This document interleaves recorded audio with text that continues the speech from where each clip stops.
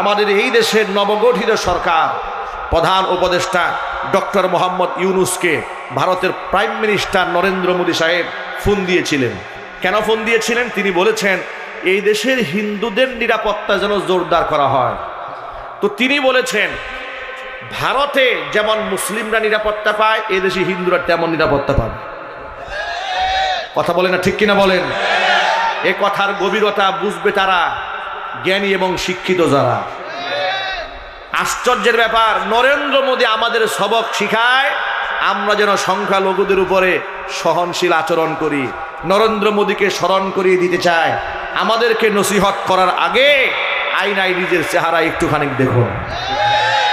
আপনার দেশে 500 বছর আগের পুরাতন বাবরি মসজিদ ভেঙে দিয়ে আপনারা মন্দির নির্মাণ করেছেন। এমন হিংসাত্মক জঘন্য আচরণ আপনারা তৈরি করেছেন। আমরা মন্দির পাড়া দিয়েছি, আপনারা মসজিদ ভেঙে দিয়েছেন। এর দ্বারা প্রমাণ হয় এই সংখ্যালঘু মানুষদের উপর নির্যাতন যদি করে থাকে সেটা আপনি করেছেন। কথা বলে ঠিক কিনা? আজকে তারা আমাদেরকে সবক শেখায়, ওরা আমাদেরকে নসিহত খয়রাত করে। ওদের নসিহতের মধ্যে আমরা থুতু নিক্ষেপ করি। আমাদের নসিহত করার কোনো প্রয়োজন নাই। আমাদের দেশে দেখুন, ত্রাণ নিয়ে যখন কুমিল্লা, লক্ষ্মীপুর, ফেনী এই সমস্ত অঞ্চলে যাওয়া হচ্ছে, তখন এই দেশের মুসলিমরা কি ভেদাভেদ করেছে? কে হিন্দু, কে বৌদ্ধ, কে খ্রিস্টান? আরো জোরে বলুন, ভেদাভেদ কেউ করেছে? না, কেউ ভেদাভেদ করে নাই।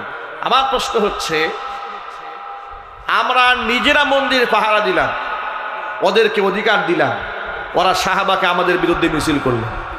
কিন্তু এখন প্রশ্ন হচ্ছে, ভারত যে যাদেরকে তারা আপন মনে করে ভারত সরকারের কাছে কাটা তারের বেড়া ভেদ করে সাহায্য চাইতে গেল, এদের কাছে প্রশ্ন হলো, সেই ভারত যে কৃত্রিম বন্যা সৃষ্টি করে এতগুলো বাঁধ খুলে দিয়ে বাংলাদেশের লক্ষ লক্ষ মানুষকে বিপদগ্রস্ত করলো, তখন সে দেখে নাই কে হিন্দু, কে বৌদ্ধ, কে খ্রিস্টান, কোথায় মন্দির ভেঙেছে, কোথায় মূর্তি ভেঙেছে।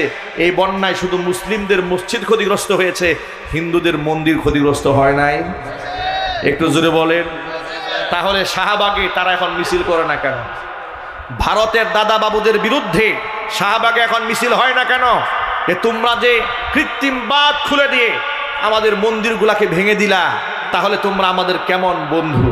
তোমরা আমাদের কেমন বন্ধু? আল্লাহর কসম করে বলি, শহীদ মাওলানা দিলওয়ার হোসেন সাঈদী রহমাতুল্লাহি আলাইহি বলেছিলেন, এই পৃথিবীতে বাংলাদেশের সবচেয়ে ভয়ঙ্কর শত্রুর নাম হচ্ছে ভারত। কথা বলেন ঠিক কিনা? যে কথাটি 30 বছর আগে মাওলানা সাঈদী রাহিমাহুল্লাহ বলেছিলেন, সে কথার উপলব্ধি 21 শতাব্দীতে এসে নতুন প্রজন্মের সন্তানরা এতদিনে বুঝতে সক্ষম হয়েছে। ওরা যে বাঁধ ভেঙে দিয়েছে আর আমাদেরকে পানিতে ডুবিয়ে দিয়েছে, এটা আমাদের মনে কোনো ব্যথা নাই। আমাদের এখানেও একটা অর্জন হয়েছে। সেই অর্জনটা কি জানেন? সে অর্জন হচ্ছে এই প্রজন্মের ছেলেরা বুঝতে পেরেছে ভারত আমাদের কেমন বন্ধু। কথা বলে না?